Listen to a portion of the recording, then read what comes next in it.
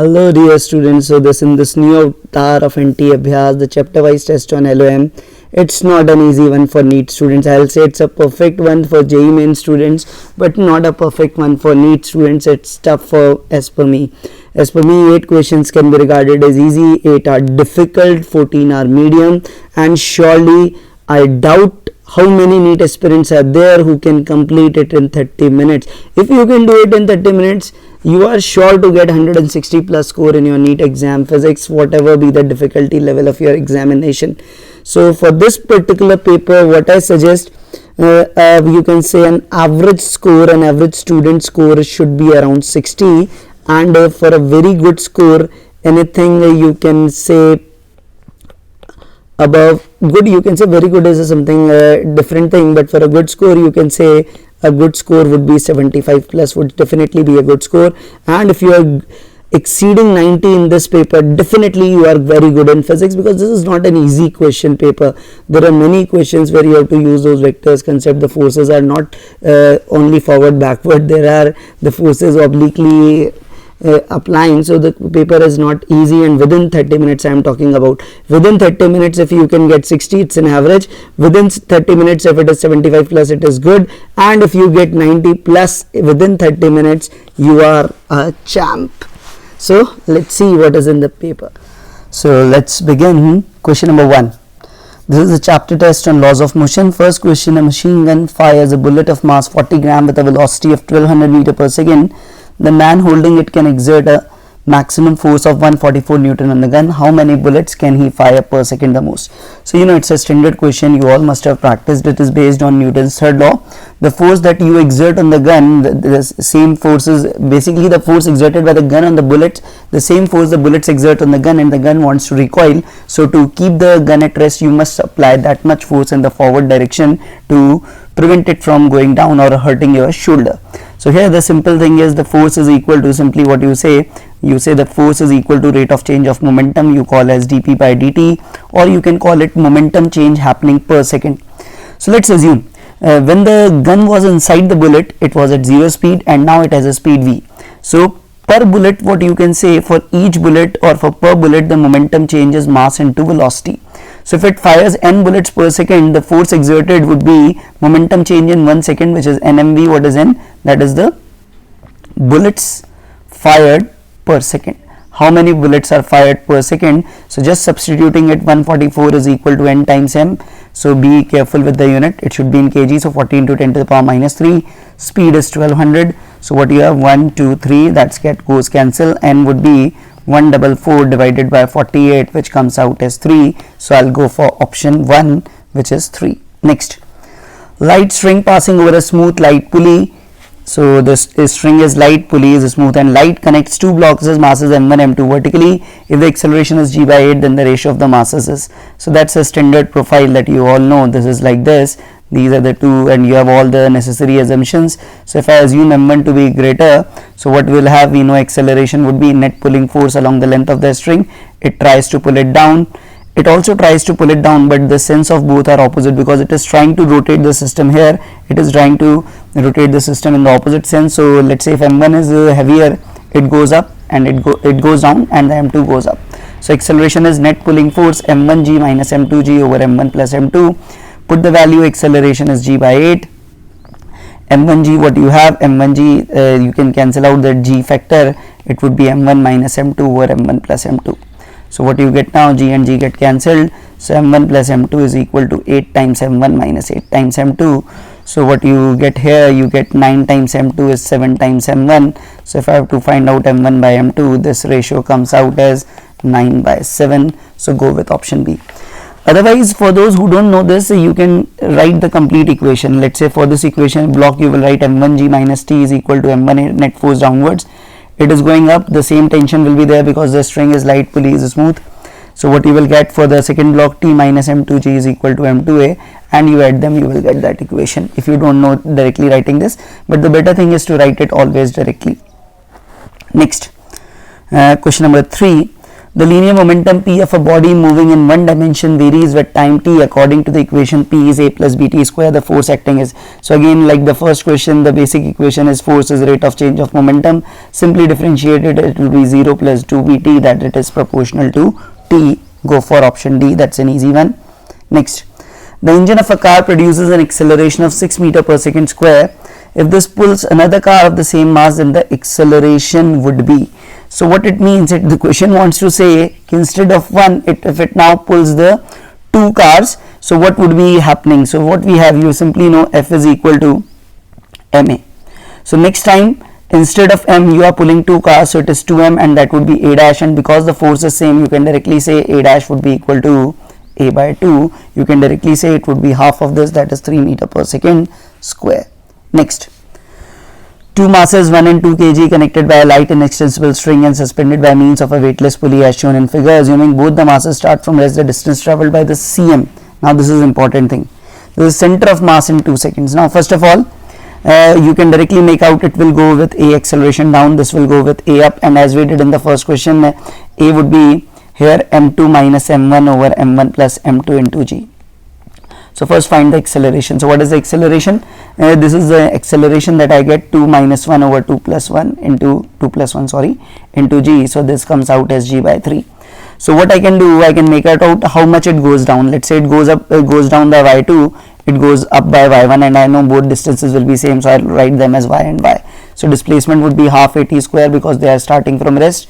So half at square means half into g by 3 into t square, that is 2 square.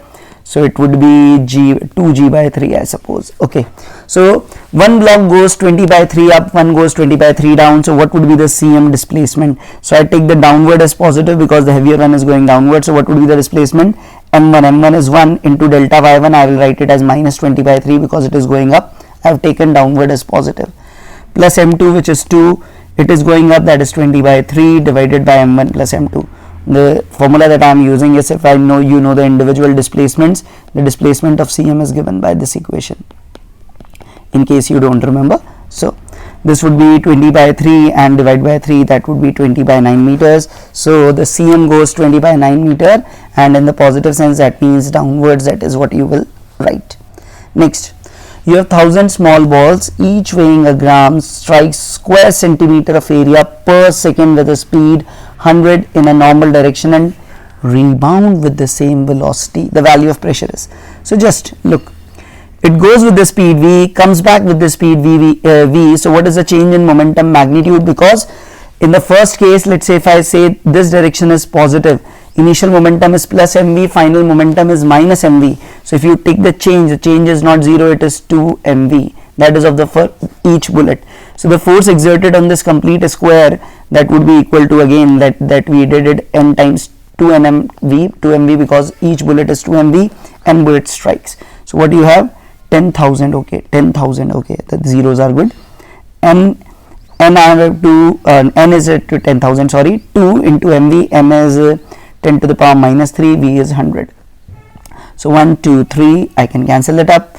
So it comes out basically as 2000 Newton is the total force, but this force is on 1 square centimeter of area. So the pressure you know is force per unit area, which is 2000 divided by 1 centimeter square, that is 10 to the power minus 4. So what you will get as 2 into 10 to the power 7 Newton per meter square in the SI unit. So go for option D in this particular case.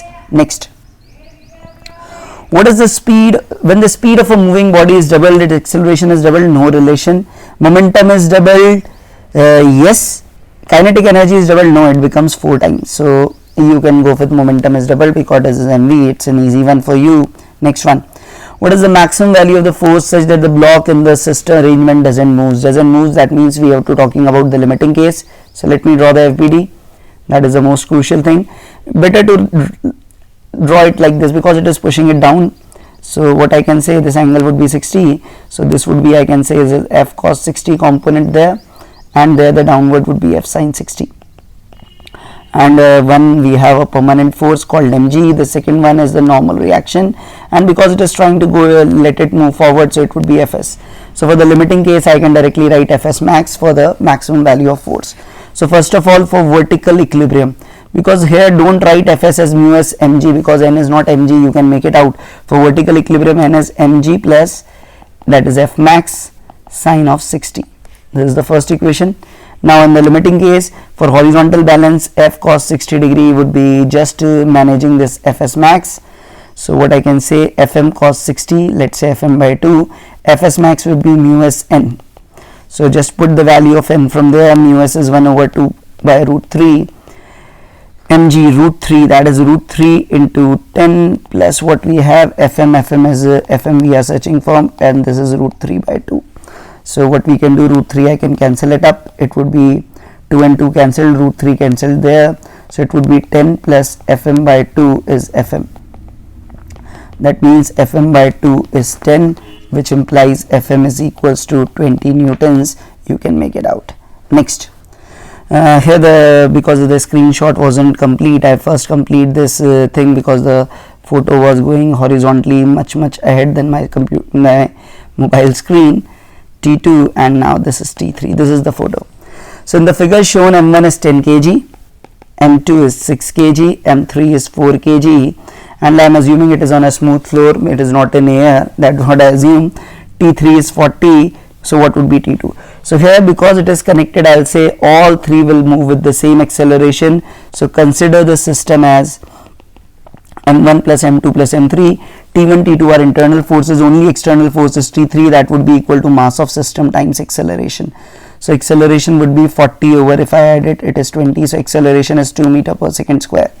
Now for T2, better consider these two as a system. Let's say M1 plus M2, T1 is the internal force, only external force is T2, that should be equal to M system into A. Here the system mass is 10 plus 16, 16 into 2, that is 32 newtons. So the value of the T2 is going to be 32 newtons. Is a standard problem from connected blocks motion. Next, rocket is standing vertically on a launch pad, has to start going up with practically zero velocity.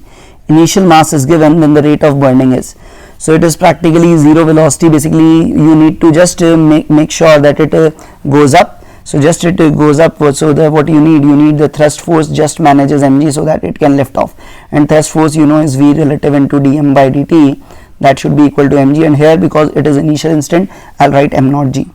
So relative velocity is 10 km per second, that I can write it as 10 into 10 to the power 3, and dm by dt, that is the rate of burning of the fuel that we need to find out in kg per second. M naught is 5 and 10 to the power 5, and g is 10. So this 3 4 cancelled up, so dm by dt, if you do, there would be 2 zeros, there are 6 4, okay, so it would be 500 kg per second, that we can make it out. So again a standard profile from the rocket problem. Two masses A and B of 10 and 5 kg are respectively are connected with a string. So what we have, B is 5, A is 10, okay, are connected to the string passing over a frictionless pulley fixed at the corner of a table as shown in figure. The coefficient friction of A with the table is 0.2, okay, so mu is 0.2. The minimum mass of C that may be placed to prevent it from moving, okay. So to prevent it from moving, we know if it won't move, this tension would be equal to mvg, that is 50 newtons. So this is a 50 Newton pull, so you need that friction Fs to counter this. So you need Fs to be 50 Newton, and that should be less than equal to Fs max, which is mu Sn, n from table, and you can make it out. N from table is not A mass, it is A plus C mass. So it is 10 plus mass of C into 10, and this is 50, so 0 and 0 goes. So 10 plus mass of C should be greater than equal to 5 by mu s, that is 5 over 0.2, that is 25. So the C mass should be greater than equal to 15 kg, that you can make it out. Next, what we have, a metallic square plate EFGH is suspended vertically, okay, with a pair of sides horizontal by a light inelastic string. A beaker of the water is brought below the plate and raised till the plate is completely immersed and the level of the water is now above the plate. If the point of support is slowly raised vertically at a constant velocity, the graph of tension in the string against the displacement of the point support is represented by, okay. So make sure, what the important thing is, once is it inside, so to move it with constant velocity, what you require tension plus that Fb would be acting upwards, that would be equal to mg. So till the time it comes here, that FB remains same, so the tension will also remain same, that is mg minus FB.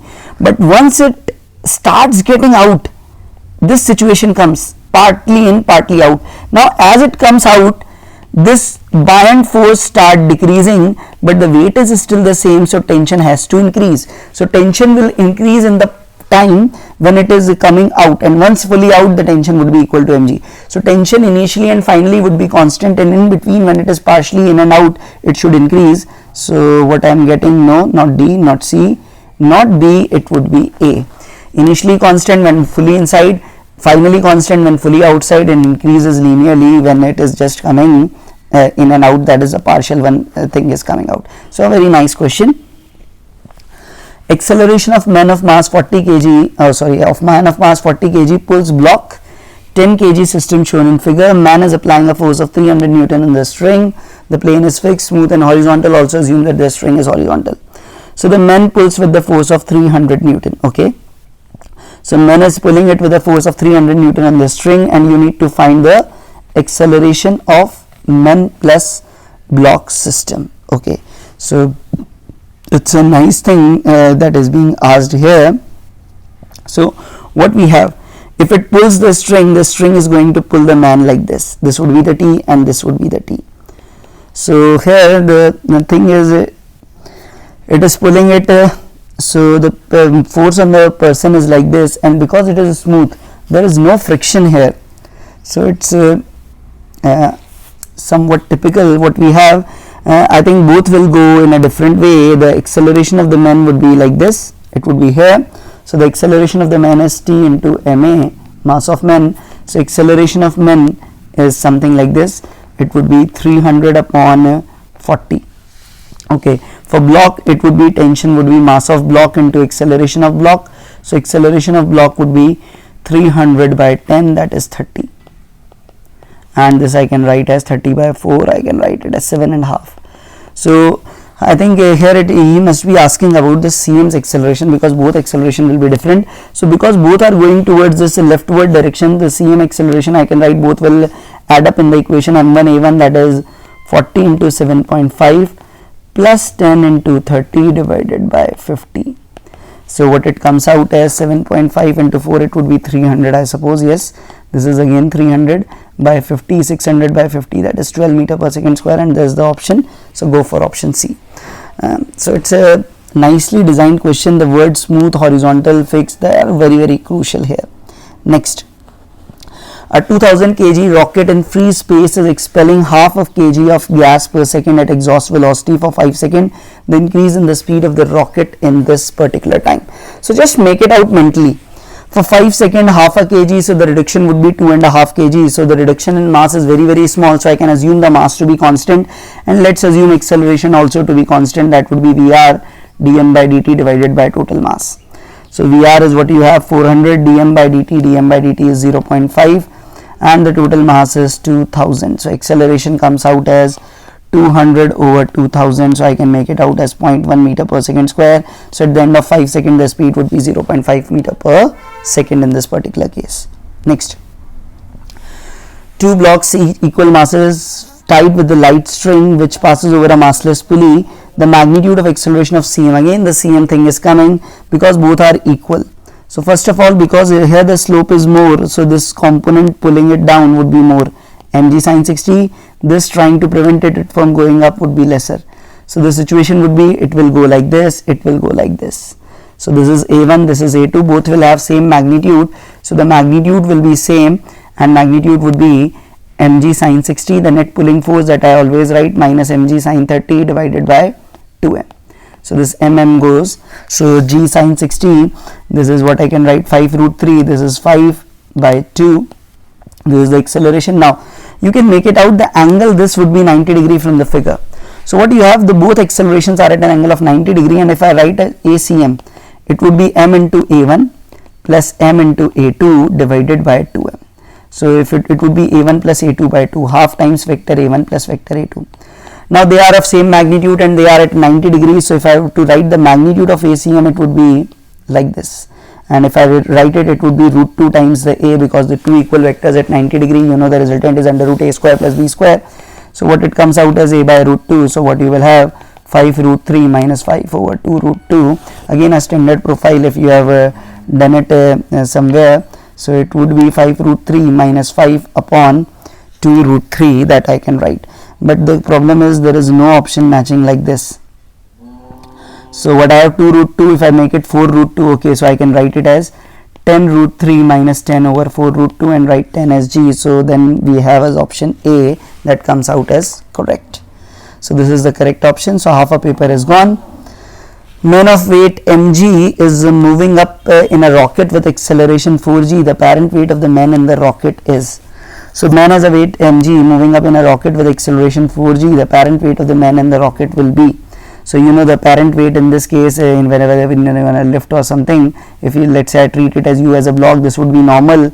This is mg, and because you are going up, so what you can write, n minus mg would be equal to ma. So this n is the apparent weight, that would be mg plus a. So it is mg plus 4g, so it is 5 mg. So the apparent weight would be 5 mg of this person. The person will feel much heavier than his real mass. Plumb bob is hanging from the ceiling of the car. If the car goes with acceleration a, the angle made by the string with the vertical is. Again, it's a very standard question. Most of you directly know how to take this. So this is the acceleration a. You know it is shifts here. Why it shifts here? Because if I write it in ground frame, this would be the free body diagram. Let's say if I say this angle is theta, this angle is theta. So in vertical it is in balance. So it would be t cos theta vertically manages mg, and along horizontal t sin theta provides the necessary acceleration, because now it is at the fixed string. So with respect to the car it is at rest, or with respect to the ground it is going with the acceleration of the car. Dividing the 2 by 1 sin tan theta would be a by g. So it would be tan inverse a by g. Go for option A. Most of you must be remembering this result as it is. Now a 2 kg block is placed on the floor. The coefficient of static friction is 0.4. If a force of 2.8 Newton is applied in the block parallel to floor, the force of friction between the block and the floor is. So see, this is a block. Here force is applied parallel to the floor. This is 2.8 Newton force you have applied. You know normal would be there, mg would be there, mg would be 20, so normal would be 20, and friction is 0.4. Now what the friction tries, because it is, if I take it as a static friction, so let me check what would be the Fs max. So I know Fs max is mu Sn, so here comes out as 0.4 into 20, that is 8 Newton, and here the applied force is lesser than Fs max. That means the block is not going to move, and the Fs actually acting would be equal to the applied force, and the applied force is 2.8. so friction is not 8, friction acting would be 2.8. That's a very basic question using the friction theory. 2 kg weight suspended as shown in figure. The tension T1 in the horizontal string. Let's say this is T1, this is T2. So what I can say, I can draw this FBD like this. This is coming like this. This is W. So what you have, this angle is 30. Okay, so this would be 30. So what you have, T2 sin 30 manages W, and T2 cos 30 manages T1 for equilibrium. You can directly say for horizontal vertical. So if you divide it, what you have, tan of 30 degree is equal to W by T1. So what you have, T1 as W cot 30. So it is 20 cot 30 is root 3. So this would be 20 root 3. So in kg weight it would be 2 root 3. So go for option A. Next one. A parrot is sitting on the floor of a closed glass cage which is in the boy's hand. If the parrot starts flying with a constant speed, the boy will feed the weight of cage as. This is a very standard question. You know this is unchanged, because if the parrot is flying, there is some upward force exerted on the parrot, and the reaction puts the same force downwards. It's an internal thing, no external changes. The weight appears the same. You all know this. This is for the closed glass cage. It's a very standard profile. So just remember this will be, because the system inside is still the same. There is no external force acting. If he is flying, there must be some force due to air upwards, and the same force would be exerted downwards. So on a system as a whole, nothing changes. So the boy will feel the weight as it is without any change. A 10 kg stone is suspended with a rope of breaking strength 30 kg weight, that is 300 Newton. You can write. The minimum time at which the stone can be raised to a height of 10 meters. So what I can say, what would be the Amax? Amax would be maximum tension 300 minus 100 divided by 10. So it comes out as 20 meter per second square. This is the maximum acceleration. So the minimum time would be half into 20 into T min square would be equal to 10. So this is 10, 10, 10 goes, so T minimum comes out as 1 second. So the minimum time it can accelerate to that height, reach that height is 1 second. Your rope of length L pulled by a constant force F. What is the tension in the rope at a distance x from one end where the force is applied? It's like this.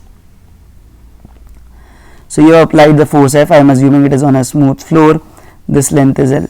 So assuming it as a uniform mass, the acceleration would be F by m. Now for a distance x from this end, so what I do, I divide this rope in two parts and I say for the system leftwards, this tension is the only external force and the mass that it needs to pull up is the length L minus x. So the mass it is pulling up, it would be m by L into L minus x into a. That should provide the necessary acceleration. This is the mass of this part. So this would be m by L into L minus x, and what is a? A is F by m. So m and m goes, and what you have F, you can write it as 1 minus x by L or L minus x by L, whatever you wish. So this option is B, that would be correct here. Next, in the figure shown, the strings are light and inextensible. The surface over which the blocks are placed is smooth. What is the acceleration of each block? Again, the screenshot couldn't take the complete photo because again it was more horizontal, 1 kg, and this force is 28 Newton. So because it is smooth, the same thing, you can say only external force is 28, that is system mass 6 plus 1, 7, 7 into A. So A comes out as 4 meter per second square. That's an easy one for you all. Now move ahead. 24th. Ball of mass m is thrown upwards with a velocity v. If air exerts an average resistive force F, the velocity with which the ball returns to the thrower is. Now this is an interesting thing. If air exerts an average resisting force F, the velocity with which the ball returns to the thrower is. So first of all, let me find out how much height it will gain. So you have thrown it with velocity v.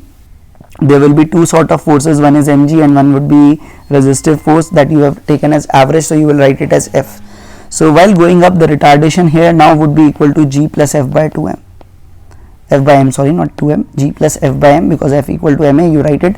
So what you will have, the maximum height it will attain as h would be equal to, you will write as u square by 2g. Now instead of g it would be g effective g plus F by m. So this is what you will get. So the height it gains is mv square upon 2 mg plus F. That I can write. So now what I can directly write, now the final speed when it comes back here, so let it be v final, so I can write half mv final square. Final kinetic energy is initial kinetic energy half mv square minus the work done by this force, which is F into 2h, h going up, h going down. So what do you get? You get half mv final square is half mv square minus F into 2h. So if I multiply this 2h and I manage it, it comes out as mv square into F upon mg plus F. So if you solve it, goes. So v final directly comes out as v under root of 1 minus 2f over mg plus F. And if we solve it further, I can write it as v, take it like this, it would be mg minus F over mg plus F. So I can see which is the option that's matching. Option that's matching is option number C, that you can mark it here. So it was a nice question. It was not an easy one for sure. I will discuss it in the analysis part. Now the 25th, the next question that I am taking is 25th. Body of 10 kg is acted upon by two forces, each of magnitude 10 Newton, making an angle of 60 degree with each other. Find the net acceleration. So what you will have, the net force you can directly write as vector sum of F1 plus F2. So the net force magnitude would be, this both are equal, 10 square plus 10 square, or it's better because both are equal, the better way you always remember is when the forces are equal, the net force would be that 2f naught cos of theta by 2, which is cos 30, that you all remember. Always remember when you have two vectors of magnitude a and a making angle theta, the resultant is along the angle bisector and its magnitude is 2a cos of theta by 2. That saves time. This is the same result you get by that formula, but you can save your time by using this. So this is root 3 by 2, so this is 10 root 3 newtons. So the acceleration would be F net by mass. So F net by mass, if I do, this is 10 root 3 by 10, so this is root 3 meter per second square. Go for option B next. Now this is a question even I remember, you must be remembering. String of negligible mass going over a clamped pulley supports a block of mass 5 kg. Here this is the mass of the pulley, this is the mass of the block. the force on the pulley by the clamp is. So if I draw the free body diagram, first of all for the block, because it is in equilibrium, I can directly write the tension is equal to mg. Now for the pulley, if I draw the diagram, this string pulls it down, this part of the string pulls it towards leftwards, so the clamp force would be somewhere here. So if I do the vector summation, there's one more force which I should write mg. So let's better it's if I write it, I can directly say the clamp force, because it is in equilibrium, the sum of all these forces must be 0. So I can directly write the magnitude of the clamp force would be, because these three are, you can say these two are in one direction, this is normal to that. So using that perpendicular thing, I can write it as t square plus t plus mg whole square. And what is capital T? That is mg. So what you have, m square g square plus mg whole square under root. That is what you can write. So the thing that I get here is, looking at the options, it should be capital M, that is in the both the parts. So it's option A, that is correct. Next one, particle goes in the xy plane under the influence of a force such that the linear momentum is like this, the angle between force and momentum. So what you do, the force is dp by dt. So if I do this dp by dt thing, what I'll get, the derivative of cos is minus sine, and I'll get this k also, to minus ka sine of kt I cap, and sine is cos, so it would be minus it will remain, and it would be minus ka, and it would be cos kt, and it would be j cap. Okay, so now this is f and this is p, and if I do this f dot p, if I directly do this f dot p, it is plus cos kt, it is minus sine kt, it is minus sine kt, and it is again minus cos kt. So if I do this, this will come out to be 0. So f dot p is 0, that means the angle must be 90 degree. One more thing that you can make it out here, if you look at the magnitude of the p, the magnitude of p, because of sine square cos square thing, that will always be a, that is constant. It means the force is only changing the direction, not the magnitude. That means force is perpendicular to velocity or perpendicular to momentum, you can directly say. It's a very standard question, I suppose you must have done before. Sum of the magnitude of the two forces at a point is 18 and the magnitude of the resultant is 12. Okay, that means the scalar sum, the simple magnitude sum is 18 and their magnitude is 12, and resultant is at 90 degree with the smaller force, the magnitude of the forces in nr. So let's say f1 be the smaller one, let's say f1 be the smaller one, this is f1, and let's say f2, the resultant is coming out as 12 and the resultant is perpendicular to this. So let's say if I use that parallelogram thing, so it would be something like this. This is the resultant coming out at 90 degree, this is the net force. So using this basic idea, because this is 90, this is 12, and let's say I write it as x, so this would be 18 minus x. Now apply the Pythagoras theorem, 12 square plus x square is 18 minus x whole square. So if I solve it, what I'll get, 12 square is 18 minus x whole square minus x square. So solve it out, and what you will have, 18 square is 324 minus 36 x square will go, this is 12 square 144, so 36x is 324 minus 144, 4 and 4 is 0, 12 and 4 8, 2 and 1 180, so x come out of 180 by 36, that is 5. So one of the forces 5 and the second one would be 13, so option C is perfectly matching up.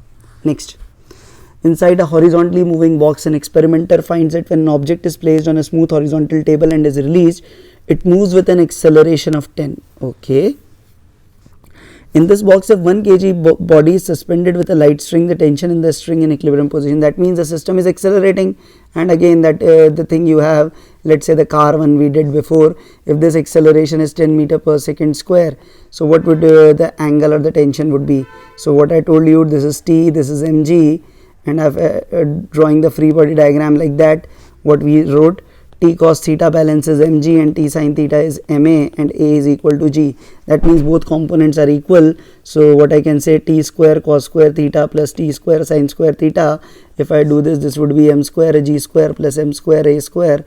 So this is 2 m square g square I can write, and this is T square. So T comes out as root 2 times mg. So root 2 times mg means root 2 times 10.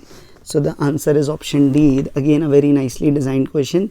Next one, the last one we are coming to. I think I took more than 30 minutes because of the explanation this time. Two blocks 5 kg, 10 kg hung vertically over a light frictionless pulley. What is the acceleration of the masses when they are left free? That's a very simple thing. You directly write m2 minus m1 over m2 plus m1g. That's the thing we are doing third or fourth time in this 30 question set. So this is 5 by 15 into 10. So what you will have as 1 and 3. So 10 by 3 meter per second square, that you will have g by 3. So go for option A. So this was today's paper. Hope you enjoyed it. I was also solving after so many days for this NT Abhyas, so might have taken some more time. Thanks for watching.